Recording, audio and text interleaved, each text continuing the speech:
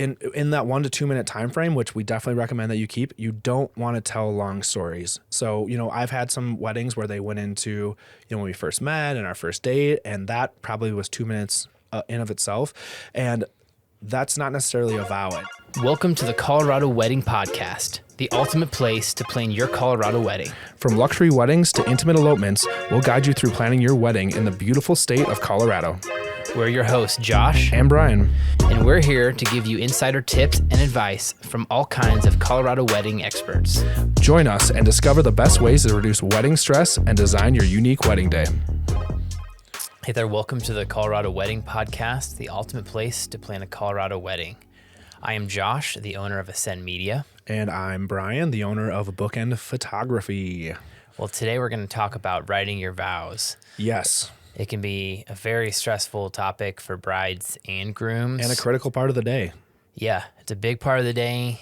A lot can rest on it. And we're going to talk about some tips to do to write them well, some do's and don'ts. Yep, with writing your vows. A couple things, what to do and what not to do. And again, we will have a template on coloradoweddingguides.com that might have these bullet points, or that'll have these bullet points on it that if you need to remember them and maybe use that to write yours. But we don't want it to stress you out. I mean, it's an awesome part of the day. And as videographers, selfishly, like we're going to be selfish here, it drives your story, right? I mean, I think it's a huge, I use the audio from the vows in almost every single video that I edit. What about, same for you, right? Yep, unless they're super long or they just don't fit. But yeah. And a lot of things can look similar on a wedding day visually, like you have the dress, you have the ceremony, that sort of thing. Even if you elope, some of the things can look a little similar. Yeah. But I think the vows, even though you probably have some things like promises and things that we're going to talk about that may be kind of consistent, I think it makes that wedding video and makes that story and that memory more unique than anything else sometimes. Yeah. Yeah. So we're gonna hop right in. Brian, what's one of the first things you think of? Yeah. So we're gonna start with what you should do in your wedding vows. So and just kind of the questions that we get asked all the time by brides and grooms. So one of the first things that people ask is how long should they be? And they say, I feel like mine are too long, or I feel like mine are too short. And generally a good rule of thumb is they shouldn't be super long. Like 1 to 2 minutes is a good time frame. How many words? Yeah, so that usually equates to anywhere between 250, 300 words, something like that. So if you're really going to, kind of try to nail that down. And the reason I say that is the reason that we say that is because you don't want to go on for a really long time during this ceremony. And now that if you're doing an elopement, this might be a little bit different. And also, if there's a bunch of things that you want to say that you want to make your day special, we'll tell you what to do with those sort of things. But as far as your vows go, when you're standing up in front of people or even doing them privately, 1 to 2 minutes is a lot longer than people think it is. Mm-hmm.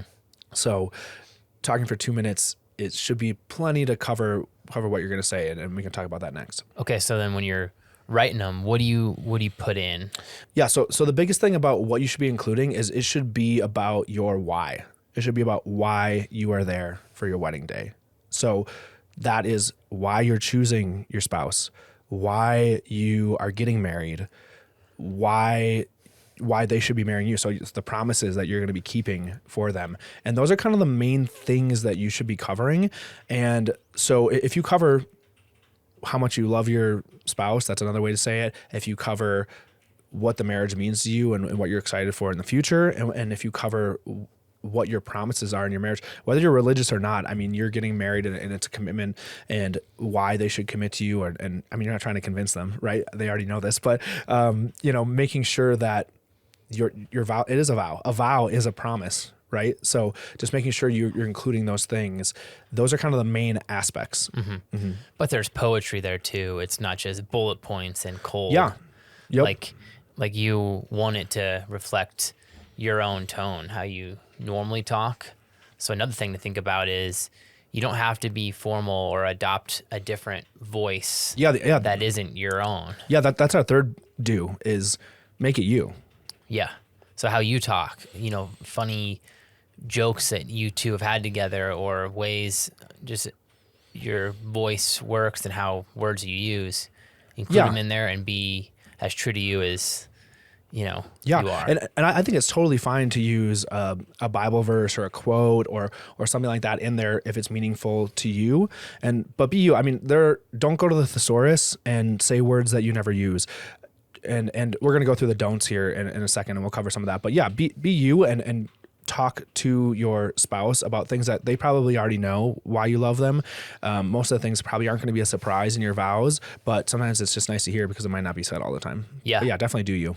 So when you're delivering your vows, what should your partner be doing?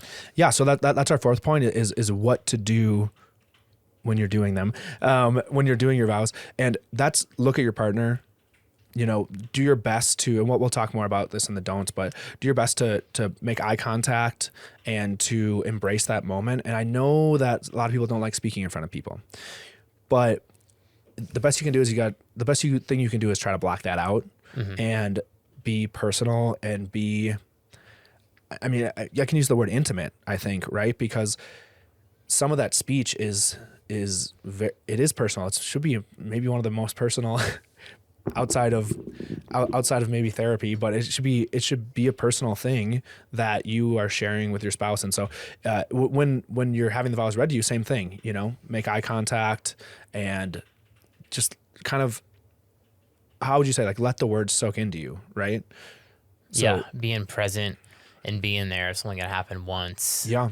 And it's a really special time. Yeah, focusing on those words. Like, this is not a time to be concerned about what your hair looks like, if your suit is, is too tight. It's just not a time for that, because your future spouse most likely has spent some time in those vows and thought a lot about it and stressed about it. And they're trying to tell you something that is critical to the ceremony and to your marriage. So, yep. Well, okay. So we've gone through some do's in vows. Let's go through some don'ts of what you want to avoid. Don't do these things. Yeah. So one thing you didn't really hear us mention is stories.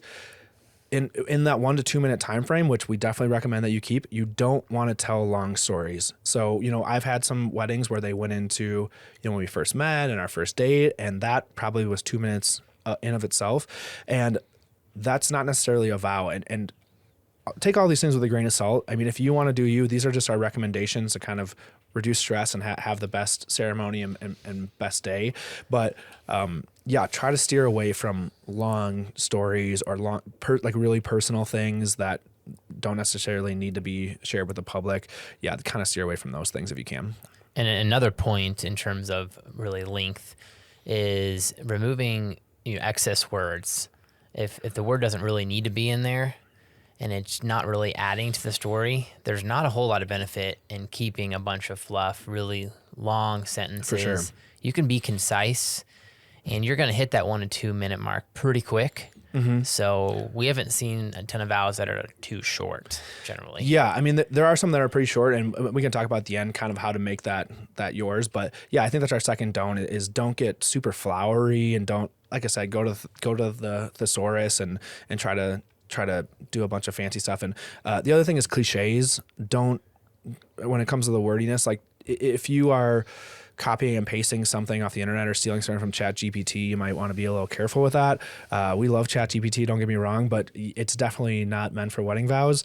And there are already going to be, if you have cliches, if you have certain things that you want to say, that may be included in your ceremony, but generally it's not going to be very meaningful to your future spouse if you steal something from a romantic comedy or or a romance novel and copy and paste that.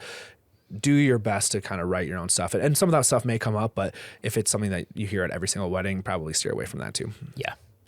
Okay, so just our point 3 on here, don't be afraid to talk to your partner during that. Yeah, and even before that, I mean, so I think our third don't is don't be afraid to communicate. It's even though they don't need to hear your vows, being aware that you probably want them about the same length. It is a little strange when someone has 6-minute vows, which we would already say is too long, right? And somebody has 30-second vows. So just communicate about, hey, how long is yours? And that sort of stuff. I don't want to ruin any surprises. I love surprises. I don't know, Josh, on the wedding day, I love getting that genuine reaction. So definitely they don't need to review your review your vows and edit them and do all of that. But yeah, just communicate with your spouse about how long it's going to be and kind of the emotion that you're going for. But yeah, you don't have to ruin the surprise at all. Yeah. And our final point here is don't wait until you're actually delivering them to read it off. Do a couple pre-takes and get comfortable and say them, vocalize those words at least a couple times. Yeah. How long do you think they should be ready? Like how many days ahead of time at least do you think they should be ready for that? Just the night before? No. But I would say like 5 minutes before the ceremony. I mean, how many weddings have we had where they are transferring the notes from their phone or even writing them the morning of? Oh, yeah. I feel like grooms especially are guilty of like a real last minute I would writing. say they're guilty of that. Yeah. So don't, it could just be so too many meaningful weddings that happens, right? Yeah. Just spend some time, and practice them maybe 2 or 3 days before and get comfortable. And so it just flows off so you can be more in the moment. You're not worried about pronouncing a word coming up or. Yeah. And generally, look, everyone's going to be different about this. Generally, you can kind of use bullet points and be familiar with it. If you don't have to say every word perfectly, some people want to do that. Some people want to rehearse them, but if you're reading them for the second time in front of everybody, you didn't prepare. I mean, it's let's just be honest. I mean, that happens a lot, and they stumble over their own handwriting because their handwriting sucks or they wrote in cursive. And that, if you stop the whole show because you can't read your handwriting, that can be some flavor of who you are, but it just doesn't seem don't as do that. Thoughtful. Let's just, don't do that. And so I would read them, 3, 4, 5, 6 times so that going back to our do is make eye contact, be personal. And some of the best weddings I've ever shot, they pretty much had their vows memorized, maybe not word for word, but they knew what they were going to say. And they didn't even have a book. They didn't have a phone. The phones can kind of, phones already place enough barriers in our lives. So your vows is not a great time for that. And vow books are awesome and everything. Don't get me wrong. So it's good to have them there. But the best ones are when they're looking at the person they're marrying and they are doing that 80% of the time and not looking at their notes the entire time. So yeah, definitely don't wait for the last moment. Mm-hmm.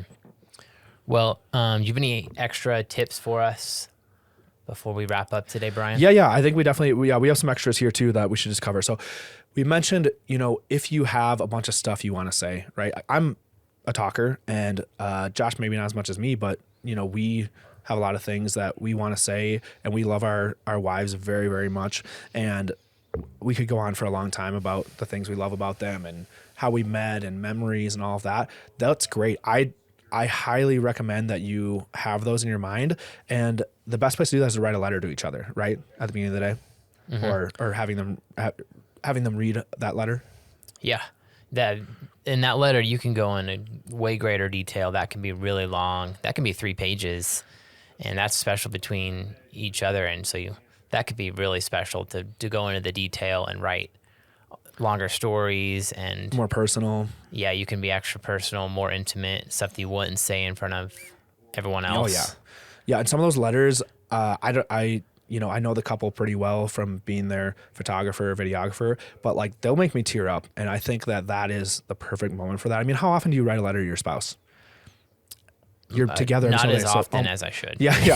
So speaking of, you should probably do that right now. But yeah, I think, we can put up some examples online of some of the types of letters and vows that we've seen that we really, really like. But yeah, those letters are amazing. And I think that kind of leads to our second extra point is get those recorded. Mm-hmm. And I'm not saying you have to hire a videographer or hire us to get those things recorded, but even if you don't have someone doing video, I highly recommend you record that with your phone. Just bust out your phone and go to the voice memos app, and that just or video. That right here just stick it in quality enough. Yeah, lean it against the desk that you're reading the letter on, because I will tell you right now that some of the audio I have, I saved the audio from when I proposed to my wife, and we have some of the audio from our wedding day, and I've listened to that many times throughout our marriage, and it just brings you back to that day in times of struggle and different things. So get those things recorded, and even if they feel private and it feels uncomfortable, like I totally get it. I don't mind being in front of people, but I know that a huge portion of the population is not stoked to be, to hear themselves reading a letter out loud or to hear their vows. But we normally do it like when you're doing video, like we normally do it in a room by yourself and maybe just us and the camera and just recording that stuff. But I've heard so many people say, even if we edit a highlight video or something, we use some of that audio. I've had a lot of people ask like, hey, can we have that entire thing? Because it is the message of why you're there and why you love each other. Yeah. So, I think the